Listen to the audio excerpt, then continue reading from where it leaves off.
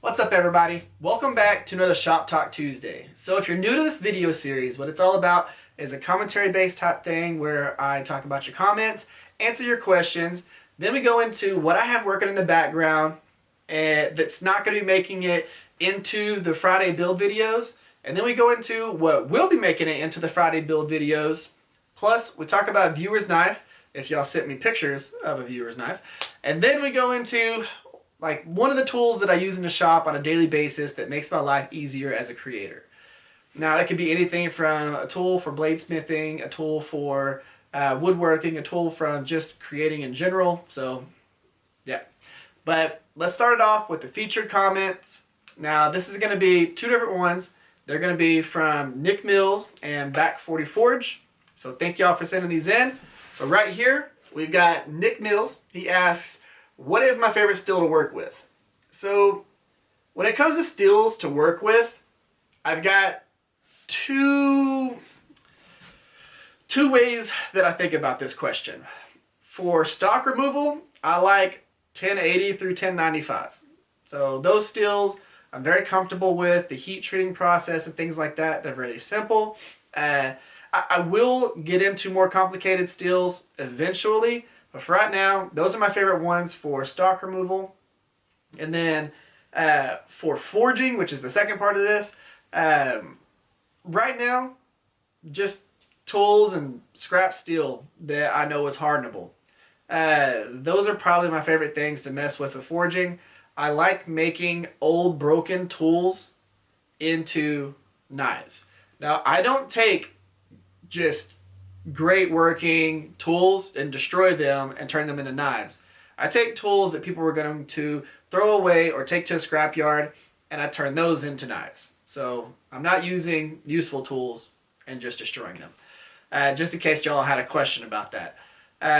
But yeah, that's my favorite types of steels to work with right now. I plan on doing a lot with 5160 leaf spring steel because I have a whole bunch of that. I'm going to be making a bunch of knives out of that, so be looking forward to that. But second comment right here, Back 40 Forge. So he asks, I'm assuming it's a he. If you're a she, awesome, you can let me know. So Back 40 Forge, how long have I been making knives? So how long have I been doing this? Now, so when it comes to knives, you can actually go back to my first video of making a knife out of a file. I guess it was about a year ago. That was my first knife that I ever made from something that wasn't a knife. So just a piece of steel. Of course, that was out of a file. But that was the first time that I actually did full-blown bevels, put a handle on something, and made an actual knife. When it comes to metalworking and things like that, I've been doing that stuff for a long time. So probably about, at this point, 20 years. So 18 to 20 years that I've been doing things, either automotive metalworking or just welding and different things like that. In general, I've been doing that for a long time.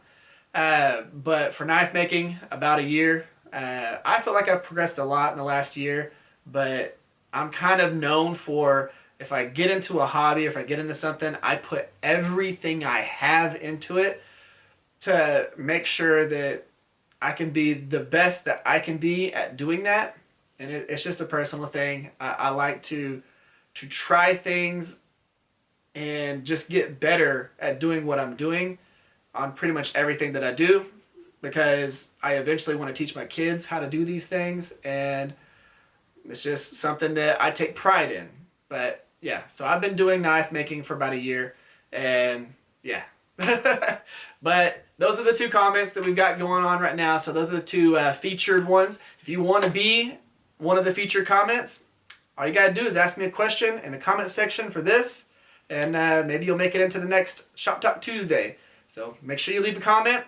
I do want to give a little shout out to everybody who's watched the last video that I just released, the making an heirloom knife out of a file. That video just got a ton of views, and I want to thank y'all for that. That was just amazing. We got a lot of comments on that. We got a lot of views on that. I want to keep that going. So thank y'all. I'm pumped about that.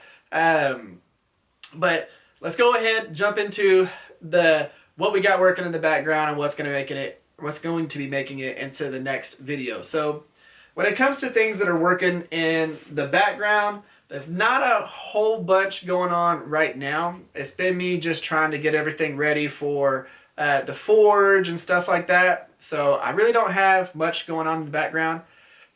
What I do have coming up in the next video is this knife. So this was one that I forged out of a wrench. I'm going to be doing a video for that for this next coming up Friday. So be looking forward to that. It's going to be pretty cool. I didn't even know that I had filmed as much of it as I did. So it just turned out to be something that was cool, and I was able to actually put together for y'all. So y'all will actually see me forging out a knife and doing that. So be looking forward to that. That's going to be happening on Friday. You will get to see me actually forging something out, turning something that wasn't a knife into a knife by forging it. So that's going to be coming up. Now, when it comes to the viewer knife section of this, I don't really have any viewers knives to show y'all because I've done everyone that y'all have sent me so far. Now, if you want to send me a picture of your knife, send it to this email that's right here, right there, that guy. I will also leave it in the description of this video, but send me a picture of the knife. Tell me a little bit about it, what it's made out of, what the handle material is made out of, a little bit about yourself, how long you've been doing it, and what you used to make the knife.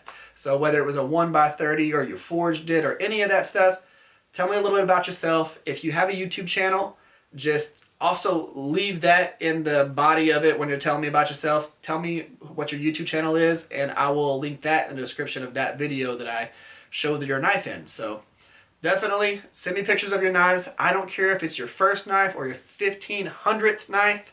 Just send them to me. I'm excited about seeing those things. I know that other knife makers are watching these videos, so please send me pictures of them so that I can talk about you on this channel.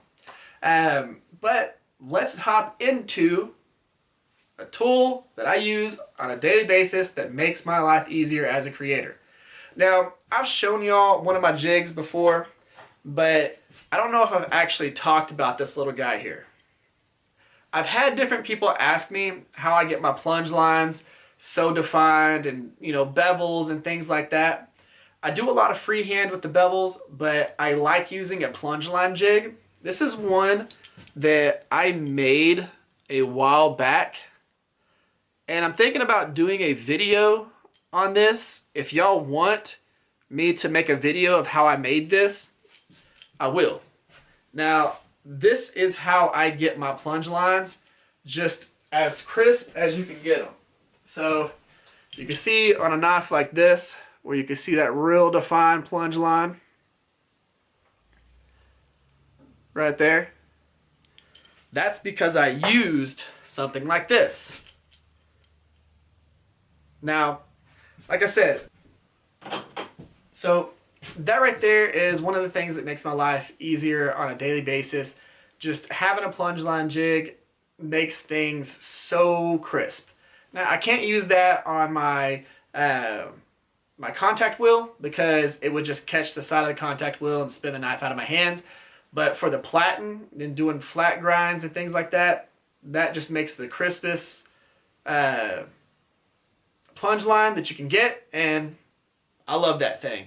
I use it almost every single day, so that's definitely something that makes my life easier as a creator. And if, again, y'all want me to make a video on how I made that, just let me know, comment section.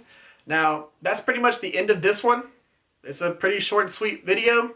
If y'all would, give this video a thumbs up, you know, and if you can, bottom corner, hit the subscribe button, turn on the notification bell so you get notified of whenever I'm making things like this, or if I make a thing like that. And yeah, that way you get notified of when those things happen. Now, if you would, share this video or share a video that I've done in the past that might be your favorite. And guys, thank y'all for coming by. Thank y'all for checking all this stuff out. Y'all have an amazing day. I'll catch y'all next time.